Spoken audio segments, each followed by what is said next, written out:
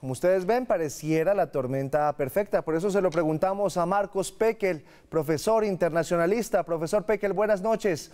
¿Cómo se caen los dictadores?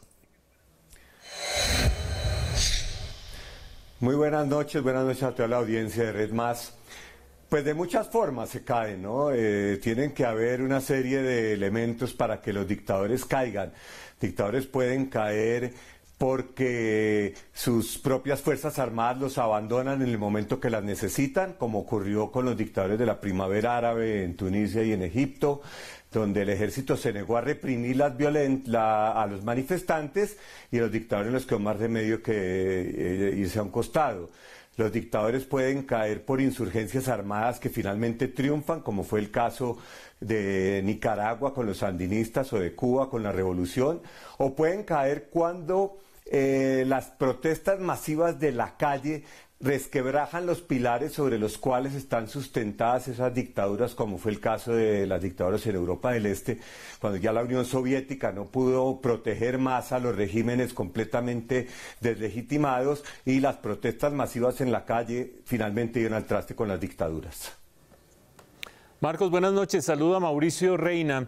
Hemos visto que el acorralamiento del régimen de Nicolás Maduro se da de manera multilateral. En este momento, aunque tiene varios países que reconocen a Juan Guaidó, su principal enemigo es esencialmente Estados Unidos y se dirige cotidianamente a Donald Trump.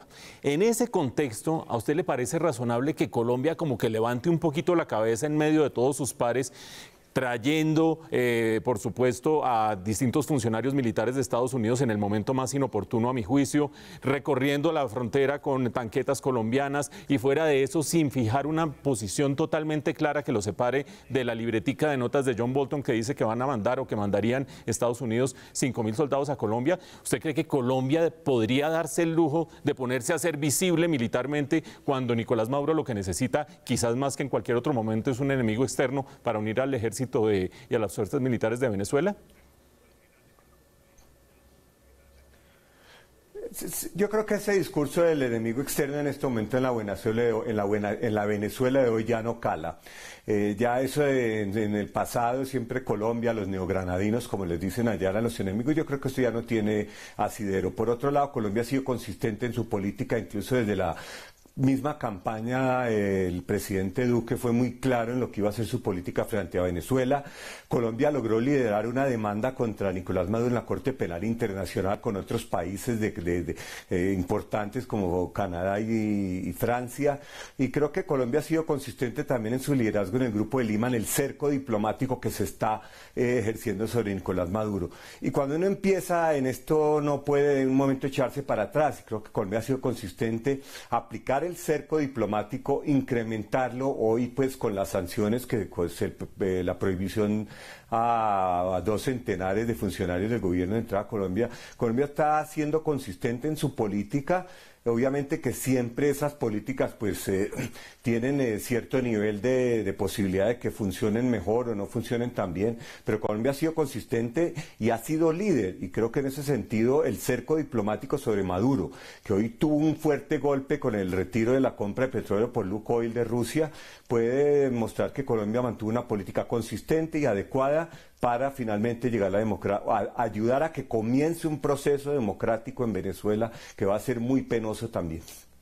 Profesor Pekel, buenas noches. Se le habla Paula García. Quiero preguntarle por las manifestaciones en calle. Usted dice que es uno de esos factores que juega un papel importante para que se caiga un dictador. En Venezuela hemos visto muchas, miles, y eso no ha pasado. En la Venezuela de hoy, en este momento específico que están viviendo, ¿hay algo que haga diferentes esas manifestaciones en calle y las haga quizá un poco más efectivas? Pues las manifestaciones en calle por sí solas normalmente no tumban una dictadura. Incluso las manifestaciones en la calle pueden terminar en un baño de sangre. La diferencia es que en este momento, primero que todo, la oposición parece finalmente haber encontrado su rumbo y estar unida alrededor de la figura de Juan Guaidó, algo que no había ocurrido en el pasado. Segundo, la presión internacional en este momento sobre el régimen de Venezuela es muy fuerte. Pero finalmente, en últimas, lo que va a decidir el futuro de Maduro es el ejército, y si el ejército se mantiene fiel a Maduro y no hay ningún resquebrajamiento, es posible que Maduro continúe en el poder porque las manifestaciones en la calle no lo van a tumbar. Por lo tanto, en este momento creo que es importante, si ya el régimen siente que está en sus últimas, buscarle una salida. Y cuando hablo de una salida, no hablo de una negociación política. Creo que el tiempo para una negociación política ya pasó.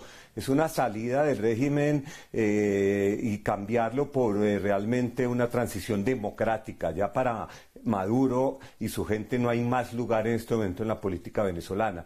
Las manifestaciones por sí solas no van a tumbar a Maduro, pero son claves e importantísimas en todo el contexto que está ocurriendo en este momento. Pues profesor Marcos Pekel, gracias por estar con nosotros. Ahí lo tienen ustedes, la tormenta perfecta, solo le falta un elemento, los militares. Gracias profesor, que tenga buenas noches. Gracias a ustedes.